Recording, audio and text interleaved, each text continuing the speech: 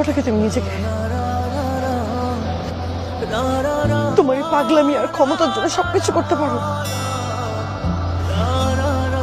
মন চাইলে ভালোবাসতে পারো, মন চাইলে না বাসতে পারো, ইচ্ছা মতো আমার কাছে আসতে পারো, আবার দূরেও চলে যেতে পারো। সবকিছু তোমার ইচ্ছা, শুধু নিজের ভালোবাসাটাই বুঝছো।